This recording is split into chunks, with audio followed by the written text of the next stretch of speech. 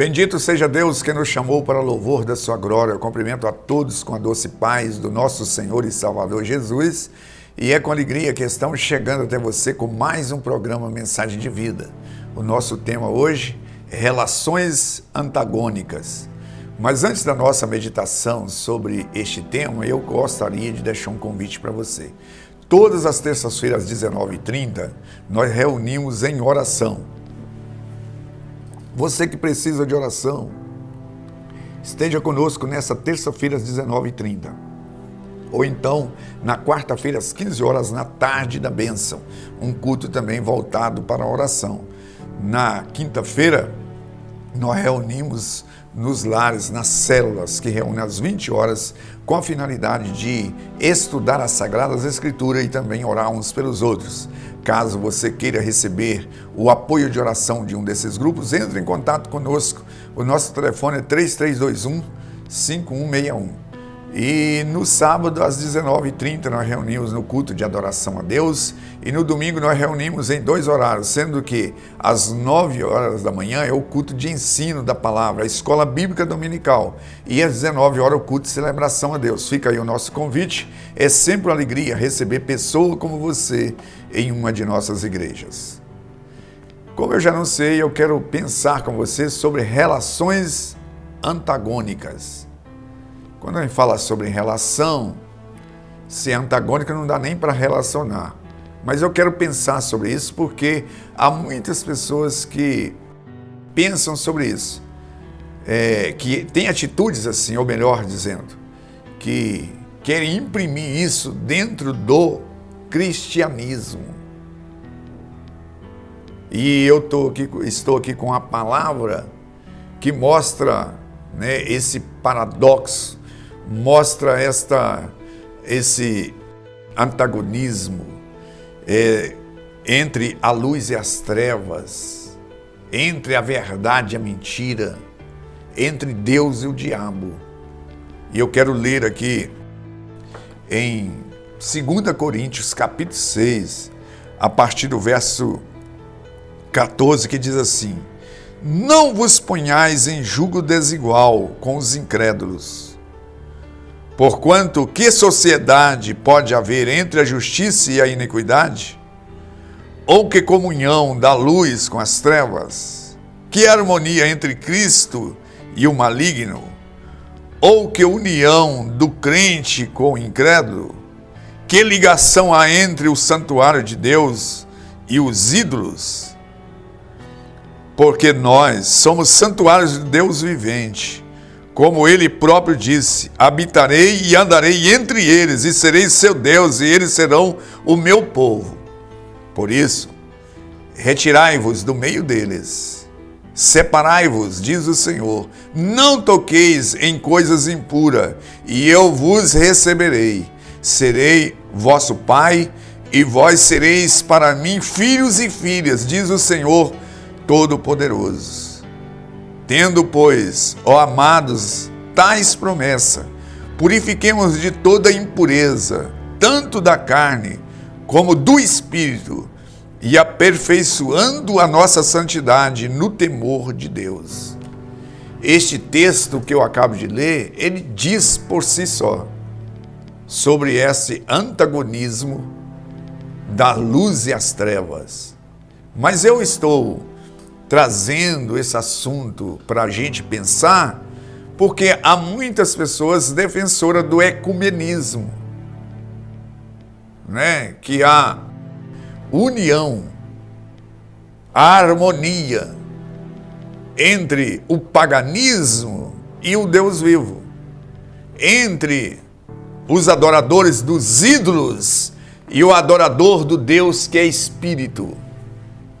Então o texto diz o seguinte, que há uma incompatibilidade imensurável, não dá para a gente dimensionar. Há uma distância que por si só não tem. Por isso Paulo, ele estava dizendo, aliás, há muitas pessoas que têm uma ideia equivocada do cristianismo. Equivocada em termos de tolerância com as práticas da impureza, da promiscuidade, das trevas.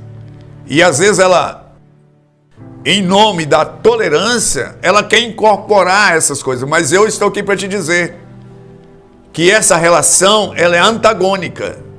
Ela não se consolida. É o mesmo que querer unir o barro com o ferro. É o mesmo que querer soldar, né, o ferro com o barro, querer soldar, pegar uma ferramenta de soldar e querer soldar. Não existe essa ligação. Por isso que eu estou aqui pensando com você. Jesus, ele foi enfático em dizer isso. Em Lucas 11, verso 23, assim, aquele que comigo não se ajunta, se espalha. É ou não é? Aliás, muitos estão pregando algumas coisas que desconexam da mensagem de Cristo,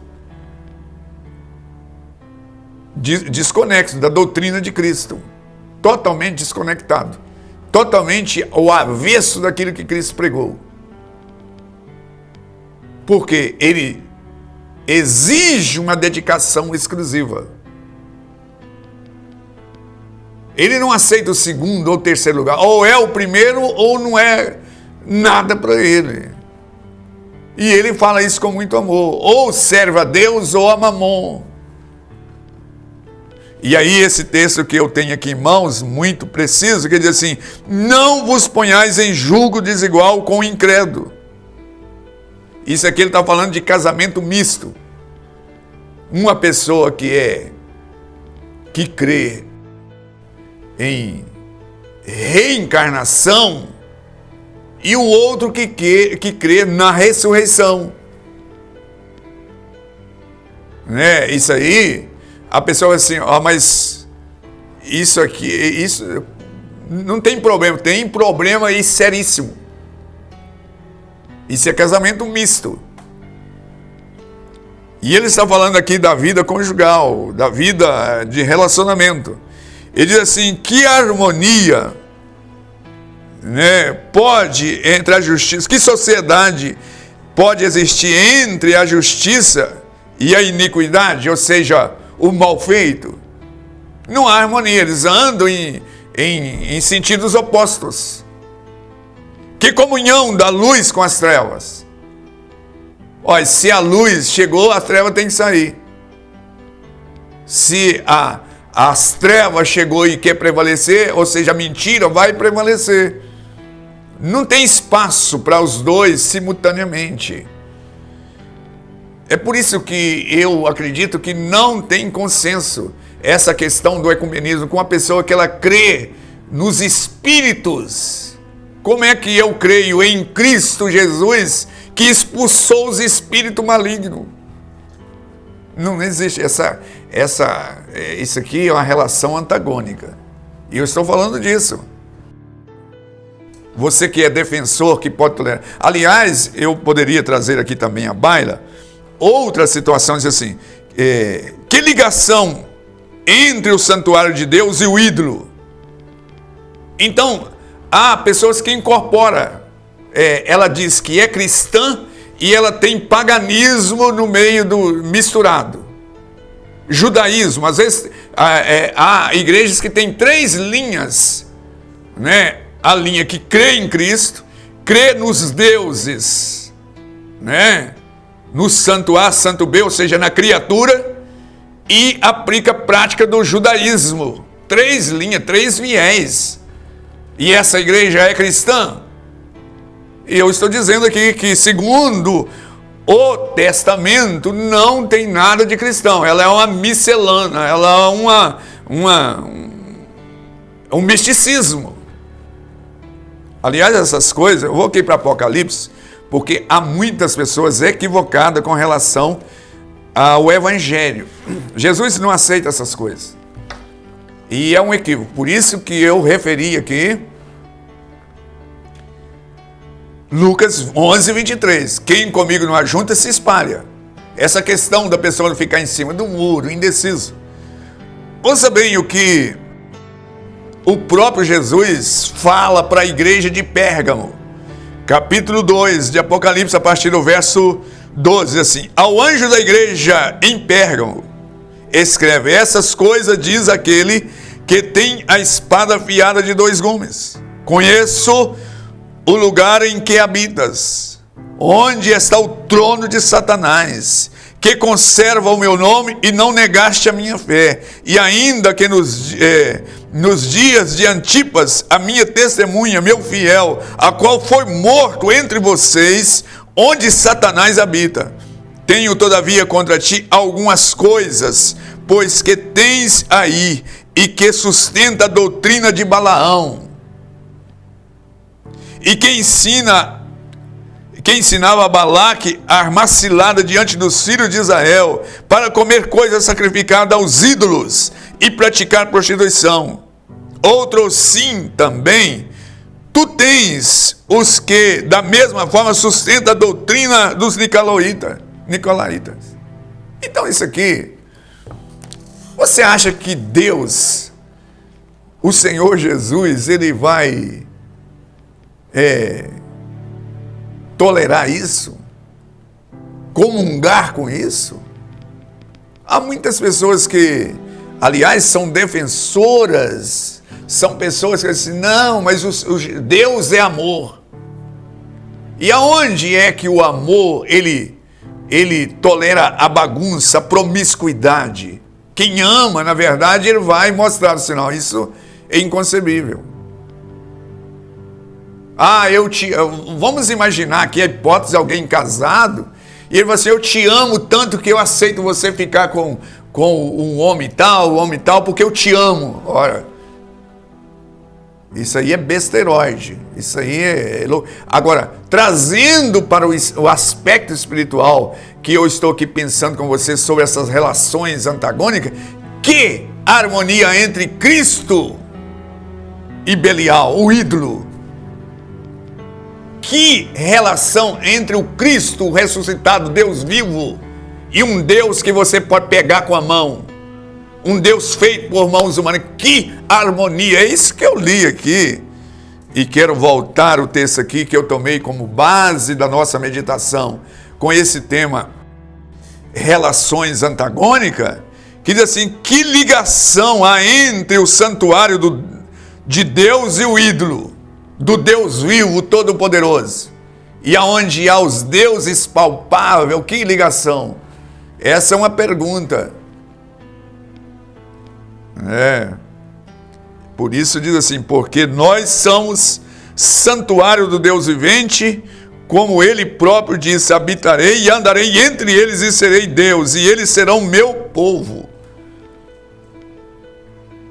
Então, no aspecto desse, foi escrito num contexto da relação de uma pessoa com uma prostituta, ou seja, o santuário que somos nós tem que estar puro, tem que estar santo, tem que estar em santidade, porque Deus, a pessoa que tem um relacionamento com um adúltero, ele torna adúltero com ela. A pessoa que prostitui, ele se faz um com a pessoa. E é disso que o Senhor estava falando, e ele faz a comparação desta relação antagônica. Você que está me assistindo, não se iluda com este evangelho morno e mais ou menos. Aliás, o Senhor Jesus disse assim: eu vomito da minha boca, e eu vou ler aqui depois, me causa náusea. Essa questão do mais ou menos, antes fosse frio. Então, o evangelho, na verdade, tem esse impacto. Ou eu estou com Cristo ou não. Eu não tenho esse negócio de mais ou menos ou em cima do muro. Aliás, ele assim: vinde a mim, eu tenho. Você que está cansado, você que está sofrendo, olha, tira. Esse texto é muito interessante, sai dela. Então, se eu estou num lugar onde há essa miscelânea, essa mistura, e eu preciso de contestar e confrontar essas coisas, mas se não for possível, eu tenho que sair. Eu tenho que vazar fora. Você, eu não vou ficar no meio de um lugar, porque Deus não está no meio de uma situação onde invoca Deus, invoca o outro, invoca o... Né? Que comunhão que existe. E diz assim, ó, por isso retirai-vos do meio deles e separai-vos, diz o Senhor, não toqueis em coisas impuras. Nós fomos chamados para a santidade, para uma vida reta, uma vida santa. E aí você que está me assistindo, você, mas que palavra agressiva. Não, estou lendo aqui, se é que nós cremos na palavra. E outra coisa, Jesus falou assim, eu vim para colocar divisão numa casa. Por isso que o texto que é lido, que muitas pessoas lêem em Atos 16:31, que todos, porque isso é uma interpretação errada, uma hermenêutica errada. Porque pode ser que numa casa pode ser que todos possam crer no Senhor Jesus e queiram essa santificação. Mas tem alguns ali que vão dizer, não, eu não quero. Eu quero viver dessa jeito. E Deus tem que me aceitar. Deus tem que me tolerar. Aliás, Ele nos deu o livre-arbítrio, por escolha, por desejar. E Ele está chamando um povo zeloso de boas obras, e que se posiciona, que rejeita essas imundícias, essas questões da impureza, que nós possamos viver um viver santo, dedicado e exclusivo para o nosso Deus, que é santo e requer que todos nós, os seus seguidores, também sejam santos. Essas relações, né, erradas, da mentira, das trevas, coisa do gênero, ela não tem sustentação com Deus. E eu preciso estar na verdade, na justiça, na mansidão, na santidade. Aí eu estou do lado de Deus. Se eu não estou, eu estou do lado daquele lá da esquina, do bicho. E você que quer do lado do Deus Todo-Poderoso, você precisa se posicionar. Não há consenso. Essa relação entre as trevas e a luz é antagônica. Se você é de Deus, você tem que envolver com as coisas de Deus. Agora, se você quer ficar do outro lado, também você é livre. As consequências são horrendas, mas é uma opção. E Deus vai respeitar. E assim como eu também devo respeitar a sua posição.